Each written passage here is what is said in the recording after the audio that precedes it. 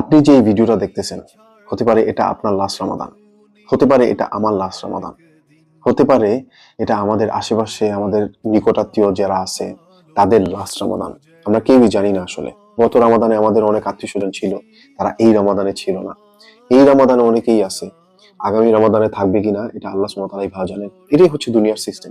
এই যে আমরা রমাদানে আল্লাহ সুবহানাহু ওয়া তাআলাকে ডাকলাম, ইবাদত করলাম, এগুলো কি আল্লাহর কাছে কবুল হয়েছে নাকি? আমাদের স্কলাররা বলে থাকেন রামাদানের এই আমলগুলো কবুল হওয়ার যে সাইন আলামত সেটা হচ্ছে রামাদানের পরেও যদি এই যে আমলগুলো আমরা করছি, মসজিদে গেছি, ফরজ সালাত আদায় করছি ইমামের সাথে, কোরআন মাজিদ তেলাওয়াত করছি, দান সদকা করছি বেশি করে, আল্লাহ সুবহানাহু ওয়া তাআলার ভয়ে আমরা হারাম কাজ থেকে নিজেকে বাঁচিয়ে রাখছি, মানুষের সাথে খারাপ ব্যবহার করি নাই, এই যে জিনিসগুলো আমরা করছি রামাদানের ভিতরে, এটা যদি রামাদানের পরেও আমরা করি তাহলে বুঝতে পারবেন যে হয়তো আপনার রামাদানটা, তাওবাটা আল্লাহ সুবহানাহু ওয়া তাআলার কাছে কবুল হয়েছে। আর যদি এটা না করি তাহলে বুঝবেন হয়তো আমাদের রামাদানটা আল্লাহ সুবহানাহু ওয়া তাআলার কাছে কবুল হয়নি। আল্লাহ সুবহানাহু ওয়া তাআলা আমাদের সবার আমল ইবাদত কবুল করুন, আমাদের তওবাটাকে কবুল করুন। সবাইকে আগাম ঈদ মুবারক। আসসালামু আলাইকুম ওয়া রাহমাতুল্লাহি ওয়া বারাকাতুহু।